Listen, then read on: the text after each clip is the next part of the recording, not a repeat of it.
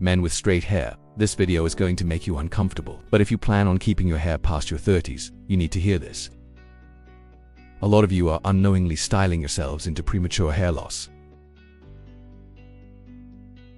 It's not the DNA your father gave you, it's the habit you practiced this morning. Most of the damage looks normal until the day it's irreversible. Straight hair is a lie, it's deceptive. It hides stress better than any other hair type. Because it doesn't frizz or curl, you think it's low maintenance, but physics says otherwise. Straight hair acts like a lever. There are no bends or curls to absorb shock. When you pull it, that force travels in a straight line, directly into the follicle. Every time you lock your hair into the same shape, the same part, the same tension, the same directional slick, you are essentially putting your scalp in a vice grip. Let's dig deeper into this, because this concept is the entire foundation for what we're talking about today. Imagine a fishing rod. If the rod is perfectly straight and you yank the line, all the force goes right to the reel, right to where it's attached. Now, imagine a rod with a big bend in it. When you yank that line, the rod flexes and absorbs some of that shock. Your hair works the same way. Curly or wavy hair has built-in shock absorption. The coils and bends distribute tension along the hair shaft. Straight hair has none of that. It's a direct line of communication for stress, and your follicles are on the receiving end of every single tug, brush, and pull. Let's talk about the slick back trap. 2026 styling trends are obsessed with the quiet luxury. Look sharp, tight, polished, and I get it. It looks great, it looks powerful, but there's a hidden cost. When you pull your hair back repeatedly with heavy waxes or pomades, you aren't just styling, you're compromising blood flow to the follicle. This is a condition known as traction alopecia, or what I call traction-based miniaturization. The hair doesn't fall out in a clump. It fades, it gets thinner, then weaker, then it just stops coming back. You didn't lose your hairline, you trained it to retreat. Think about it this way. Your scalp is a living ecosystem. Your hair follicles are like tiny plants that need a constant supply of nutrients delivered by blood flow. When you put your hair under constant tension, pulling it back day after day, you're essentially creating a tourniquet effect on a microscopic level.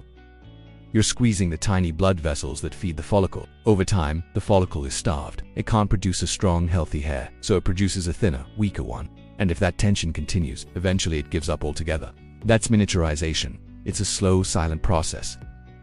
You look in the mirror one day and think, my temples look a little higher. It didn't happen overnight. It happened over 1,000 mornings of pulling your hair into the exact same slick back. And the volume seekers, you're not off the hook either. You're fighting gravity with heat. By forcing straight hair to stand up at the root every single day, you're stressing the follicle at its weakest point, the scalp opening. This is a different kind of trauma. Instead of pulling tension, it's a combination of heat stress and mechanical stress. Using a blow dryer on high heat aimed directly at the hairline might give you that lift you want, but you're cooking the scalp and weakening the hair shaft right where it emerges. This constant cycle of heating and pulling to create volume can lead to inflammation and damage that, again, slowly chokes the life out of the follicle. It's the illusion of health. The hair looks full for a few hours, but the foundation it's growing from is being systematically destroyed. Then there's the product shield. This is one of the most overlooked issues for men with straight hair. Straight hair is a master at hiding filth. You think a quick rinse removes that heavy clay or fiber pond. It doesn't. These products are designed with polymers and waxes that are hydrophobic, meaning they repel water. A simple shampoo, especially a sulfate-free one, might not be enough to break them down completely. So, a thin, invisible layer of product residue builds up on your scalp. It sits there, it blocks oxygen, it traps sweat and sebum. You're essentially suffocating the very environment your hair needs to survive. This is why we see men who are oily but thinning. The scalp is overloaded, not nourished. Your scalp tries to clean itself by producing more oil, or sebum, but that sebum gets trapped under the product shield, creating a breeding ground for bacteria and inflammation. This condition is often misdiagnosed as just oily hair, but it's actually scalp congestion. The follicle can't breathe, it can't function properly. It's like trying to grow a plant in soil that's been covered with a plastic sheet. No matter how much you water it, the roots can't get what they need. This chronic inflammation and lack of oxygen is another pathway to follicle miniaturization. You're not just styling your hair, you're creating a toxic microenvironment on your scalp every single day. I'm not here to start a panic, I'm here to give you your hair back. Knowledge is power, and now that you know what's happening, you can stop it. If you want to survive the straight hair curse, you need to implement what I call a scalp rotation. This isn't a product, it's a series of habits. First, the 48-hour rule. Never wear the same part or the same style with tension for more than 2 days in a row. If you wear a sharp side part on the left for Monday and Tuesday, switch it to the right on Wednesday.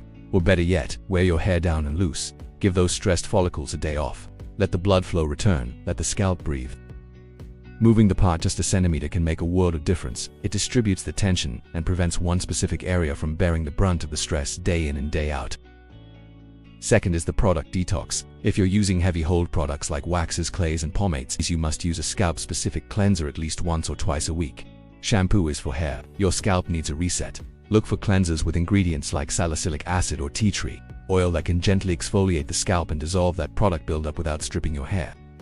Your scalp needs the same consideration. A clarifying or detoxifying shampoo is your scalp's makeup remover.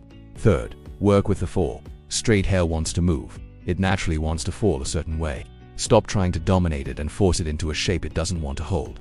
Instead of fighting against its natural fall pattern with high heat and extreme tension, find styles that work with it.